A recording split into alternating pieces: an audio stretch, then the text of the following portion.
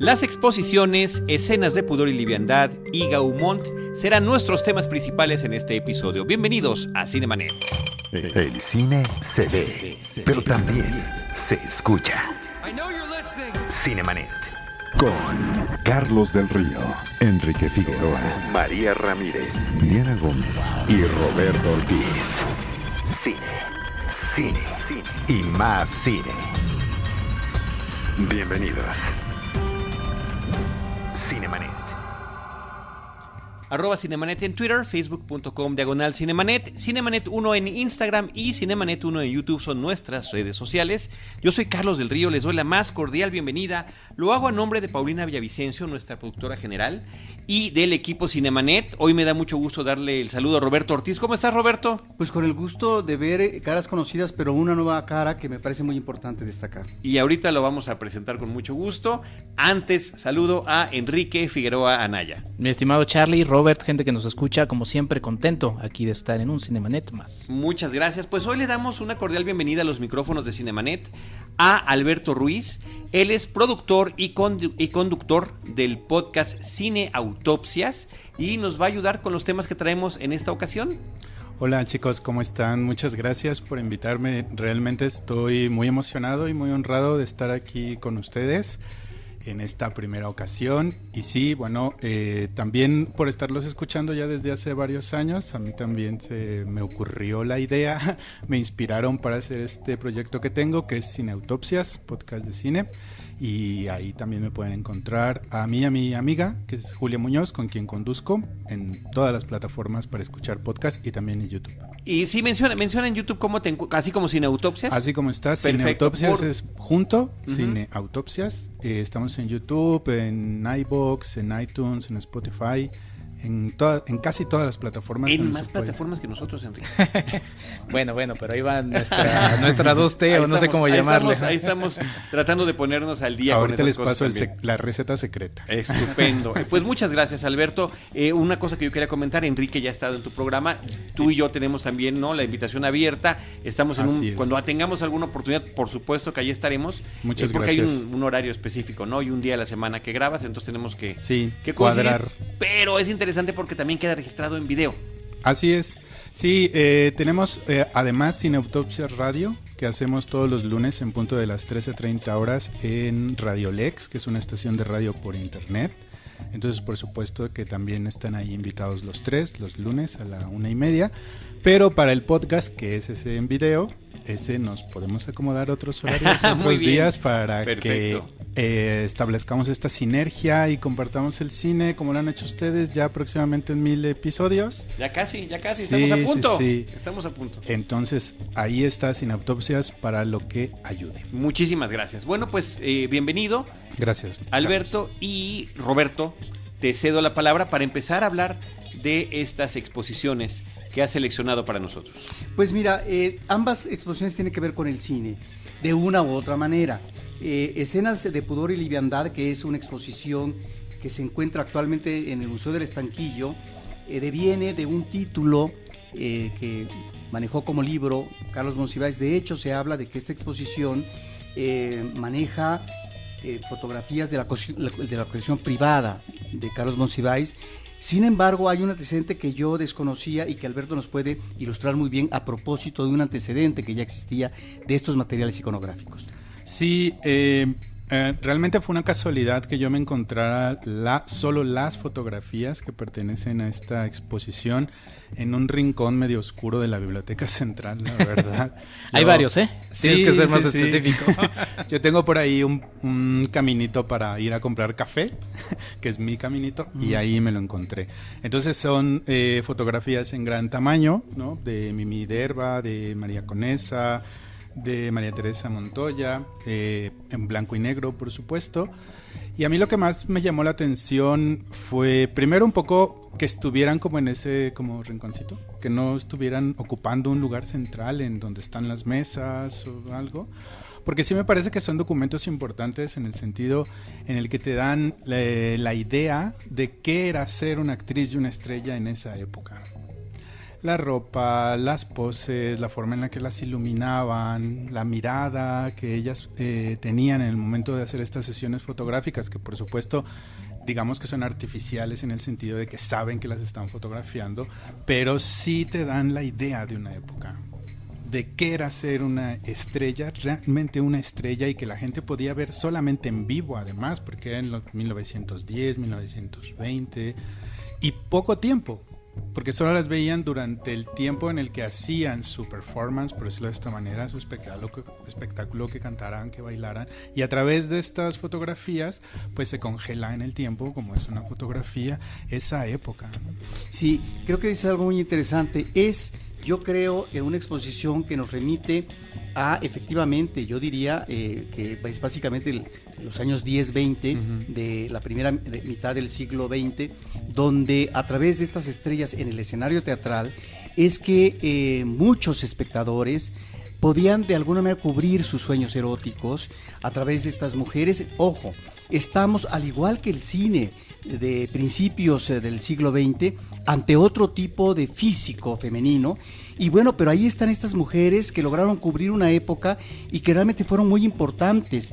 Y a mí me parece que efectivamente están no solamente estas mujeres de esa época inicial, sino también están otras que lograron incursionar en la época de oro del cine nacional, como una María Félix, como una Dolores del Río. Y en el caso de Dolores existen imágenes, existen también fotografías de cuando ella fue estrella de Hollywood, no solamente del cine silente, sino también diríamos que del primer lustro de los años 30, cuando ya se arranca el cine sonoro. Y otra estrella que me llamó mucho la atención es Lupe Vélez, que también incursionó exitosamente en Hollywood, digamos, entre lo que es la transición al cine sonoro. Y yo les recomiendo, cuando vayan al Estanquillo, donde está ahora esta exposición, muy bien cubierta iconográficamente, como tú dices, que vayan a un cuartito donde están imágenes animadas de películas de estas mujeres, porque también incursionaron en el cine. Digamos, hay por ejemplo películas de una Virginia Fábregas, 2 películas que ella hizo en los 30, Mater Nostra y Noches de Gloria, pero al mismo tiempo en estas 2 películas participó una Esperanza Iris, que construyó su propio teatro y que es ahora actualmente el Teatro de la Ciudad, y que de ella diríamos que habría que leer. Yo todavía compré el libro, pero lo regalé, espero que me lo presten en un momento dado. Hay una novela reciente sobre Esperanza Iris. Ahí están estas mujeres. Está una Celia Montalbán, María Conesa, Mimí Derba. Mimí Derba, ojo, es una mujer que también fue directora en los años 10, en el 17, lo cual realmente es una de las pioneras en el 17 con la película La Tigresa. Aparece una escena formidable que es la referencia constante de la película Enamorada de María Félix. La película la dirigió Emilio Fernández, pero es la escena con fotografía de Gabriel Figueroa de la serenata que le lleva el personaje que interpreta un militar revolucionario, Pedro Armendáriz, la escena de los ojos y la música de la serenata, que si no me equivoco es la malagueña. De tal manera que ahí están estas mujeres, y no se pierdan una escena extraordinaria donde juega mucho la mímica que manejaban el gordo y el flaco, con Lupe Vélez, que está en una especie como de bar, y donde hacen toda una, digamos, un manejo de disputa, o de unos queriendo quedar, el gordo y el flaco, poner en mal a Lupe Vélez a partir de qué elemento, de los huevos hervidos. Me parece que es extraordinario, donde vemos la maestría del gordo y el flaco en aquella época, y una Lupe Vélez que está en su pleno apogeo. No se pierdan esta exposición. Iconográficamente hay fotos extraordinarias, por ejemplo, de Rivas Cacho. Hay fotos que pertenecen a una colección de fotos de ella. María Teresa Montoya. Aquí es donde tenemos también que mencionar las aportaciones de los otros acervos, en este caso del audio de una entrevista larga que le hacen, ya siendo madura, María Teresa Montoya, ¿sí?, de la Fonoteca Nacional, de tal manera que allí está esta exposición que el público no se debe de perder.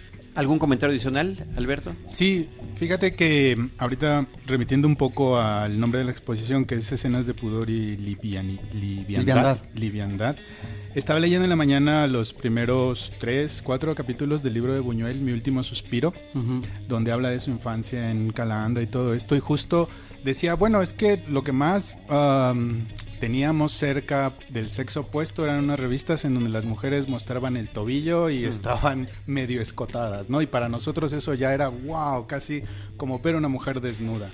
Entonces creo que podría servir nada más como apoyo al margen antes de ir a ver la exposición, como para dimensionar por qué eran tan importantes estas mujeres y que salieran en esas posturas artísticas y con ese tipo de ropa, y por qué el nombre de pudor y livianidad, ¿no? Porque sí es otra forma, sí es otra forma completamente diferente de entender el erotismo. Claro. Y que ahí se muestra.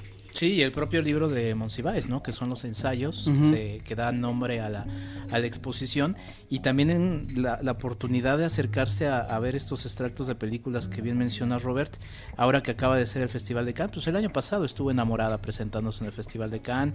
Es una película que también a nivel mundial ha tenido un crecimiento muy importante entre fanáticos jóvenes que se han acercado a la película. Entonces creo que es una gran oportunidad, y también de permitirse, porque en el estanquillo se permite también esa crónica, justamente como le gustaba a Monsiváis, urbana de la capital, ¿no? De Ciudad de México, permitirse, pues, adentrarse en esa historia de esta ciudad que es inmensa y con historias muy profundas, ¿no?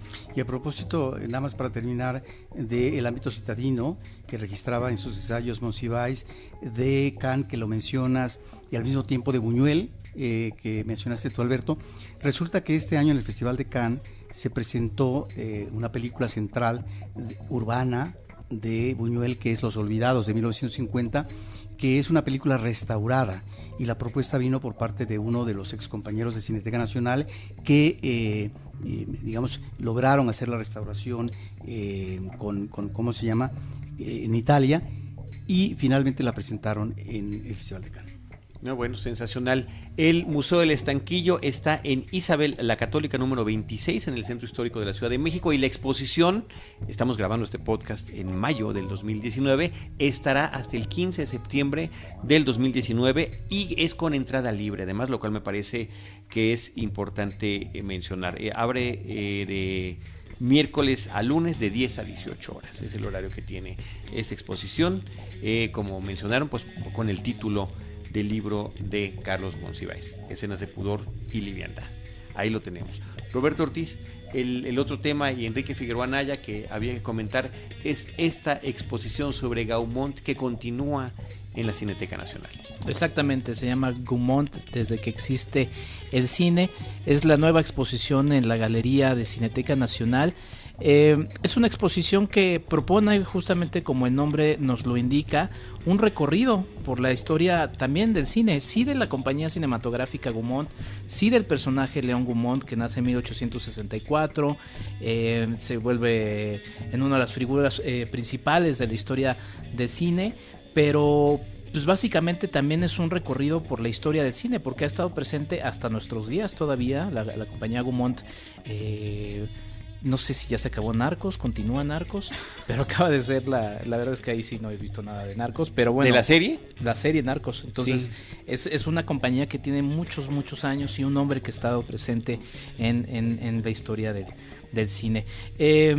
Podríamos decir que es una, porque quizá, digo, yo discrepo un poco de quizá de algunos comentarios negativos que hubo de la de Hitchcock, pero era otro perfil de la exposición. O sea, después de haber venido de Kubrick, uno quería ver muchos objetos, y el perfil creo que era distinto de la de Hitchcock. En esta, pues sí van a haber muchos y muchísimos objetos que creo que valen muchísimo la pena de estar revisando. Y empezamos esta exposición, Robert, que tuvimos la oportunidad de verla juntos, justamente con el recorrido de lo que es el personaje León Gaumont, quien después termina fundando la Gaumont en Compagnie, ¿no? Sí, ahora, no sé si te referías a mí, yo fui una de las personas que sí critiqué la exposición de Hitchcock, porque tan solo en la cuestión de los vestuarios, que en el caso de la exposición de Gaumont hay muchos vestidos de películas muy importantes. En el caso de Hitchcock había solamente 2 vestuarios que ni siquiera eran los originales. Pero la otra situación de la exposición de Hitchcock que yo llegué a mencionar en ese momento es que, a ver, Hitchcock es uno de los grandes narradores en el cine.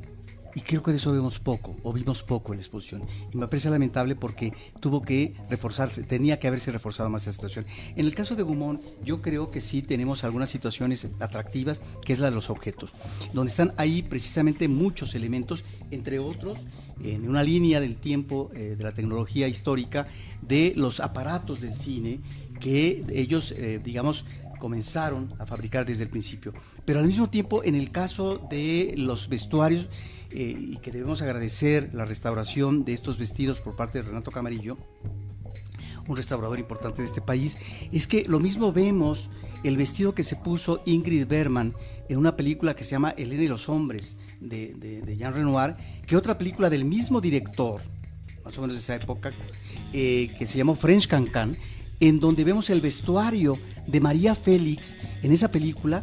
Ojo, una María Félix que creo que con French Cancan, a lo mejor estoy equivocado, pero es mi impresión, logra su mayor perfil internacional en el cine europeo, y que es French Cancan, porque French Cancan es un gran homenaje a quien era el padre del director Auguste Renoir, el pintor impresionista, de tal manera que ahí está un vestido de Dolores del Río, que por cierto, también hay que decir, ocupó en el rubro actoral, en esta película, el papel tercero, es decir, no era la estrella de la película, ¿no? Pero bueno, ahí está María Félix. No solamente están los vestuarios, sino que también están una serie de fotografías, y algo que les recomiendo es, en el caso específico de México y del cine realizado por la Gaumont en México, es que hay una serie de imágenes extraordinarias, sobre todo la primera mitad del siglo XX, pero básicamente del periodo silente, donde lo mismo vemos el momento en que se unge como presidente, toma protesta como presidente Plutarco Elías Calles, que imágenes de una pelea de gallos, etcétera. Me parece que estamos ahí ante imágenes formidables, o algunas que corresponden al momento en que Brigitte Bardot viene a filmar Viva María de Louis Malle, ¿no? En donde ella compartió créditos aquí en México, y que bueno, la sensación fue básicamente Brigitte Bardot, porque era un símbolo sexual, pero compartió créditos con Jeanne Moreau, que había sido una de las actrices favoritas de la nueva ola francesa. Sí, también vemos los noticieros que hizo la Gaumont. Lo comentábamos cuando lo estábamos observando, Robert. Normalmente se piensa que esas imágenes de noticiarios se tienen más de los Lumière, y en este caso vemos imágenes de los Gaumont, ¿no? De Gaumont, que son realmente muy interesantes, porque es un recorrido por, ¿qué serán? 40, 50 años de la historia de nuestro país. Ajá. Y bueno, los vestuarios que bien indicas, la verdad es que quizá es un nombre que sí hemos visto, que no teníamos tan presente, pero por ejemplo han producido películas como Amigos Intocables, El Perfecto Asesino, El Quinto Elemento, cuyos vestuarios están ahí presentes y cuyos objetos están ahí presentes para el disfrute de la gente que se quiera acercar y observar toda esta parte de la historia, ¿no? Sí, recomendación al público. En paralelo a la exposición hay un ciclo de producciones de la Gaumont que va, digamos, sobre todo de los años 30, y no hay que olvidar que también está presente en la exposición por las que fueron figuras importantes en la producción de Gaumont. Yo mencionaría uno como Luis Feuillade, que hace en los años 10 películas tan importantes como Fantomas y los vampiros, o por ejemplo la que es considerada una de las pioneras del cine narrativo, que es Alice Guy, que era la secretaria de Gaumont, y que se volvió en una cineasta pionera. Qué bueno que están platicando de esta manera tan entusiasta sobre la exposición, porque yo la única queja que tengo de ella es que creo que si el público no está muy enterado de qué es Gaumont, la exposición no tiene ese gancho. Y digo, la frase que la promoción es bastante interesante desde que existe el cine, pero sí no te da la idea de todo lo que ustedes están platicando ahora. Así que si quienes nos están escuchando no han ido a verla, seguros ya se van a animar, porque de verdad que yo también entendí más o menos de qué iba la exposición cuando veía fotos de mis amigos y eso. Y bueno, ahora se puede investigar en internet quién fue Gaumont y tal, ¿no? Pero digamos que sí siento que ahí faltó un poquito más de gancho a la hora de hacer la promoción y de qué iba la exposición. Sí, tienes toda la razón, porque la exposición más visitada en Cineteca Nacional, de las que se han presentado digamos, del arte cinematográfico extranjero, pues es la que se dedicó a Stanley Kubrick, ¿no? Y bueno, pues sí, claro, porque sí, resulta que Stanley el nombre Kubrick, ya. Efectivamente, no es solamente un cineasta de culto que cubre a un cierto espectador del pasado, sino también a un espectador del presente, precisamente por eso, porque se volvió de culto y porque finalmente fue un innovador en las vertientes genéricas, ¿no? Tan solo en el terror podríamos mencionar El Resplandor, ¿no? Y así por el estilo, 2001 Odisea en el espacio, en el caso de la ciencia ficción, etcétera.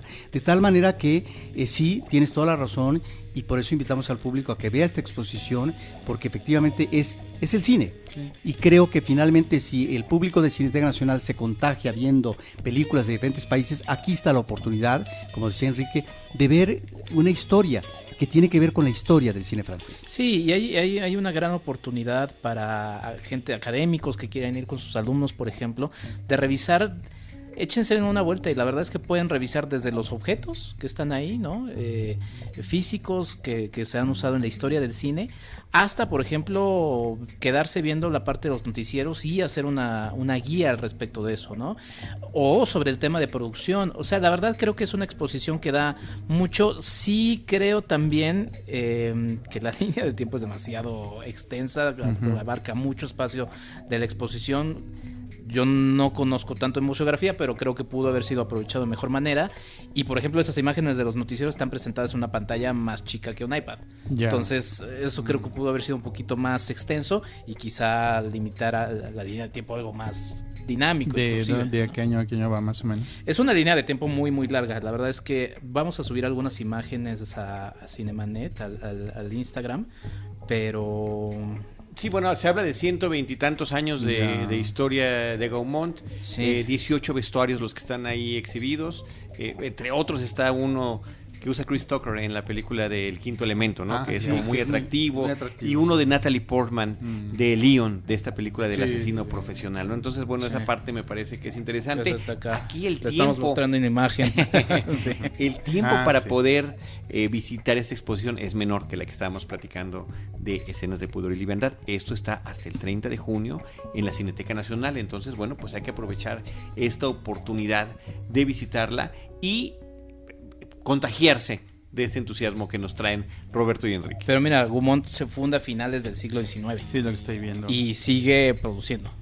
O sea, son más de 100 años de historia. Bueno, lo que decías de las series de narcos, pues ya van varias temporadas. La última había sido la de México y todo con el éxito que han tenido de recepción, ¿no? De la gente que le está viendo en plataformas como Netflix, bueno, está prácticamente garantizado que continúe. Y la casa de Gaumont, la Gaumont Palace, tiene partes ahí en la exposición. Hay una butaca de la Gaumont Palace, hay una lámpara, ¿no? Que para los más clavados, le mando un abrazo a mi querida Gina Schlar, les emociona. O sea, sí son elementos muy emocionantes para quienes gustan de la historia del cine. Y que tiene que ver con la evolución de una productora. En este caso, mencionaron ahorita la serie Narcos. Sí, es una serie que cubre un atractivo por el tema en sí, que es de gran actualidad. Pero si consideramos años antes, es decir, no hace mucho tiempo, que producen también una película como El Quinto Elemento, que fue una gran apuesta comercial por parte del cine francés y fue un fracaso. Bueno, pero finalmente como portento de producción ahí está. Sí, lo que podían manejar en términos de la ciencia ficción, en el caso del cine francés, cuando sabemos que efectivamente las producciones más fuertes de la ciencia ficción pues radican en Estados Unidos como industria. Entonces, en ese sentido, si consideramos Narcos, pero anteriormente El Quinto Elemento, pero anteriormente otras películas importantes, pues vemos la evolución no solamente del cine francés, sino también de creadores específicos. Sí, y de la parte de la producción, normalmente se habla de los realizadores, de los directores, ¿no? De los actores, ahorita hablamos de actrices, vedettes, pero la producción es muy importante, claro, ¿no? Y en este caso pues queda ahí bien marcado. Bueno, pues ahí está la exposición de Gaumont en la Cineteca Nacional. Y Roberto, tú traías desde hace algunos episodios, y lo hemos pospuesto siempre por falta de tiempo, comentarios sobre una serie que se llama Victoria. Sí, es una serie que está presentándose en un canal cultural de este país que se llama Victoria. Es una serie del Reino Unido, creo que va aquí, no sé si en la segunda o la tercera temporada. A mí me llama la atención porque efectivamente se remite a la reina Victoria, que vivió de 1819 a 1901, es decir, la mujer vivió bastantes años, y que además su periodo se le conoce como era victoriana, y que efectivamente mientras ella estuvo al frente de este reinado, de esta monarquía, hubo cambios muy importantes desde el punto de vista económico, industrial, militar, social, etcétera, cultural también. Y que además se identificó mucho porque fue una especie de ícono en la sociedad inglesa por la moral que establece, es decir, una moral férrea, y en ese sentido pues fue una reina, parece ser que admirada, ¿sí?, por buena parte de la población inglesa. Es una mujer que ocupa, y allí es donde comienza la serie, ocupa el trono cuando es muy jovencita, tiene apenas 18 años.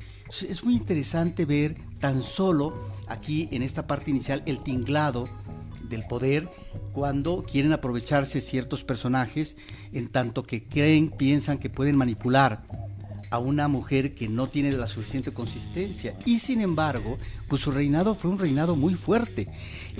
Fue realmente una mujer que, si bien esta serie nos remite y que el tratamiento es amable, correcto, etcétera, sí nos lleva a una situación de contraste en cuanto a las dificultades que ella va a tener para poder asentarse en el poder y determinar cosas. De tal manera que está ahí esta mujer que es muy curioso, es una mujer que se casa con Eduardo y llegan a tener varios hijos, no sé, 8 o 9, una cosa así, y aquí estamos en estas primeras temporadas, cuando tiene su segundo, tercer hijo, etcétera. Pero vemos cómo se va forjando en carácter, y a partir de esto va estableciendo la dinámica en su gobierno ante algo como gobierno que era ya monarquía constitucional, es decir, no era una reina que podía mover todos los hilos.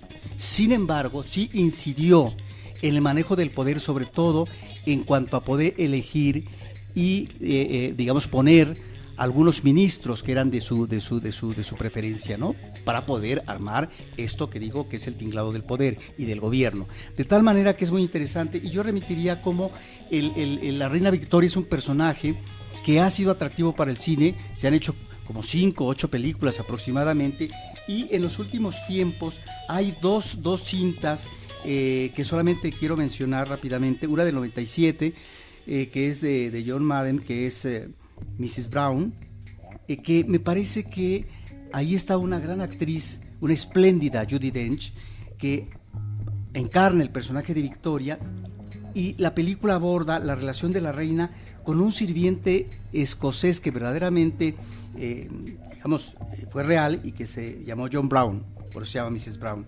Y luego una película mucho más reciente del 17 que se llama Victoria y Abdul, de Stephen Frears. Es nuevamente Judi Dench, pero ya una Judi Dench ya casi anciana. Es muy interesante porque a esta actriz la han utilizado o la han invitado para 2 caracterizaciones de la reina Victoria, y aquí una Victoria ya anciana, y la relación que establece con un hindú, Abul Karim, que era considerado como un lacayo del Imperio Británico, que recordemos en ese momento, digamos, el Reino Unido, pues era la India una colonia del imperio, de tal manera que es muy interesante. Y las charlas que tenían. Y las charlas que tenía. Es decir, era una mujer aguda, era una mujer inteligente, era una mujer sensible, era una mujer que, si bien es cierto, y lo vemos en las 2 películas, digamos, está perfectamente establecido la condición de clase de estos personajes con los que ella se relaciona, finalmente hay un interés de ella que está en el máximo estatus de la monarquía para poder acceder, digamos, en términos de relación humana con estos personajes que están en un estatus inferior, diríamos. De tal manera que me parece que estas aproximaciones últimas del cine sobre la reina Victoria nos hablan de este personaje que parece ser, fue mucho más interesante, complejo y apasionante de lo que suponemos a veces como reinado. Regresando a la serie original de la que estabas hablando, de la que surgen todos estos comentarios, Roberto, Victoria en teleabierta, ¿en qué canal estás viendo? Creo que es el 22. Ok. Jenna Coleman es la protagonista, es quien interpreta a la reina Victoria en esta serie de televisión que nos está comentando Roberto. Y también, Roberto, finalmente, ¿querías hablar de otro programa televisivo? Bueno, rápidamente además menciono que también de vez en cuando presentan en uno de estos canales culturales, no sé si el 11 o el 22, una producción que se llama Teodoro en Concreto. Es una producción de 2017 de Emilio Mayé, que me parece sumamente interesante porque aborda a un arquitecto mexicano que murió hace algunos años, que se llamó Teodoro González de León, y que lo entrevistan en la última etapa de su vida Y me parece que el documental es atractivo porque hay un repaso a diferentes obras escultóricas que él manejó tan solo en la Ciudad de México, como puede ser el edificio de Infonavit, el Colegio de México, la Escuela Nacional Preparatoria, el Museo Rufino Tamayo, el Auditorio Nacional, aquí sí en colaboración con Abraham Sabludowski, etcétera. La Torre Arcos Bosques 1, Torre Arcos Bosques 2, el edificio del Poder Judicial de la Nación, el MUAC, etcétera.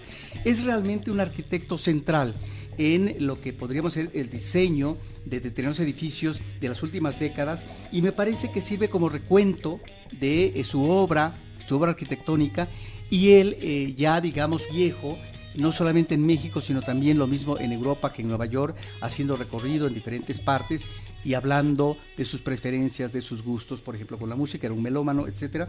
Y me parece que en ese sentido es muy interesante. Y ya nada más para finalizar. Canal 22, es en el Canal 22, esa sí te puedo hacer la precisión. Sí, yo quería mencionar también que Emilio Mayé se ha hecho una carrera como un documentalista que está buscando por diversas aristas qué es el arte, ¿no? Ya vimos Miradas Múltiples, que es un documental increíble sobre Gabriel Figueroa, no con Gabriel Figueroa hablando ni nada de eso, sino fotógrafos de otros países contemporáneos hablando de él, y recientemente también otro documental que viene sobre el arte de los fuegos artificiales. Entonces además es un documentalista muy cuidadoso en sus imágenes y muy cuidadoso en todo lo que realiza. Bueno, y finalmente nada más mencionar que está actualmente en Cineteca Nacional, son varios espacios donde se exhibe el Festival Mix Cine y Diversidad Sexual del 26 de mayo al 16 de julio.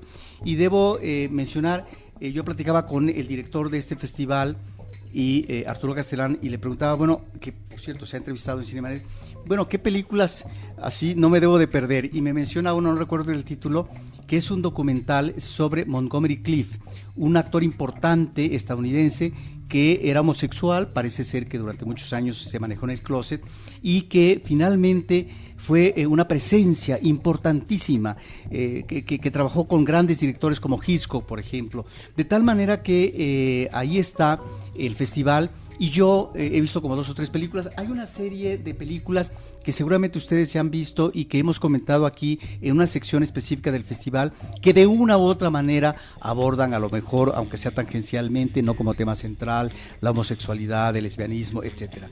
Yo mencionaré una película que vi en estos días, donde estuvo todo el elenco, director, productor, etcétera, de Julián Hernández, un director que ha estado aquí en Cinemanet, que se llama Rencor Tatuado, una producción de 2018, y que es una película diferente a las otras obras que nos ha brindado en su filmografía Julián Hernández, porque en las otras básicamente él ha abordado el tema de la homosexualidad, y me parece que muy bien en 1000 nubes de paz, y bueno, sigue no sé cuántas otras palabras, porque es un título muy largo, ¿sí?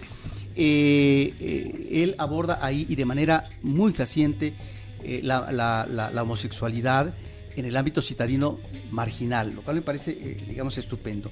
Ahora con esta película él cambia, digamos, así lo dijo en la presentación al final de esta película, que finalmente deja por un lado la cuestión temática específica de personajes homosexuales y nos remite aquí, lo cual es interesante para la historia del cine, a una heroína, a una mujer que se encarga de ser una especie de heroína vengadora de los atropellos que han cometido los hombres en las mujeres, y de tal manera que, bueno, los maltrata, etcétera, ya no digo más, pero lo que sí es cierto es que ahí está una película que combina color en blanco y negro. Me parece que es una película muy interesante, aunque fallida, es decir, es una película que desde que uno ve al personaje de la heroína y al personaje masculino, no cree, no da uno crédito, no son verosímiles esos personajes en ese desarrollo de los mismos, en las situaciones que se van creando, y mucho menos se cree el que, digamos, el fotógrafo que está haciendo, digamos, el papel del investigador, etcétera, pues se enamore de la chica, ¿no? Chico encuentra chica, chico se enamora chica, de tal manera que, bueno, ahí está esta película, me parece, es una película de larga duración, es una película de 2 horas 15, 2 horas 20 minutos, dentro del Festival Mix de la Diversidad Sexual. El título de la película sobre Montgomery Clift se llama Inventando una estrella. Montgomery Clift, así tal cual, y el título original es Making Montgomery Clift, que es del 2018. Pues hay que verla. Sí, que me entren a ver el Festival Mix.mx, que es la página oficial del Festival Mix. Como decía Robert, la sede principal viene siendo Cineteca Nacional, pero también hay algunas funciones en el Cinépolis Diana, que ha dado por ahí algunos malos comentarios de repente de que se va la luz y algunos comentarios sí en redes. Pero bueno, para que estén ahí pendientes, y pues la verdad es que hay distintas funciones y una cartelera muy interesante. Así es. Pues bueno, ¿algún comentario adicional, Roberto, Enrique, Alberto? Tú que eres nuestro invitado. ¿Alguna cuestión? Danos un pedacito, una probadita más de Cineautopsias que no nos hayas mencionado. Bueno, pues tenemos nuestras redes sociales, Por favor. Facebook, Twitter e Instagram. En las 3 nos encuentran como Cineautopsias. Las manejamos personalmente, así que todos los comentarios, críticas son bienvenidos y recibidos. Y bueno, pues repetir los canales en donde nos pueden encontrar. Los principales: YouTube, iVoox, iTunes y Spotify. Estupendo. Pues bienvenido, Alberto, qué gusto. Gracias, Ojalá Carlos. que te puedas quedar para... en un par de días vamos a grabar el de cartera comercial y que nos puedas acompañar. Ahorita reviso mi agenda. Estupendo. Roberto Ortiz, muchas gracias. Pues nos vemos para la próxima. Enrique Figueroa Anaya. Muchas gracias, un gusto haber compartido micrófonos una vez más, mi estimado Alberto, y a todos Cinemanet, gente que nos escucha, muchas gracias. Gaumont, desde que existe el cine, es el título completo de la exposición, y Escenas de Pudor y Liviandad fueron nuestros temas principales, como mencionamos al principio. Yo soy Carlos del Río, les agradezco que hayan llegado hasta este momento del podcast, y recuerden que los estaremos esperando en nuestro próximo episodio con Cine y más Cine. Esto fue Cinemanet con Carlos del Río, Enrique Figueroa, María Ramírez, Diana Gómez y Roberto Ortiz. El cine se ve, pero también se escucha.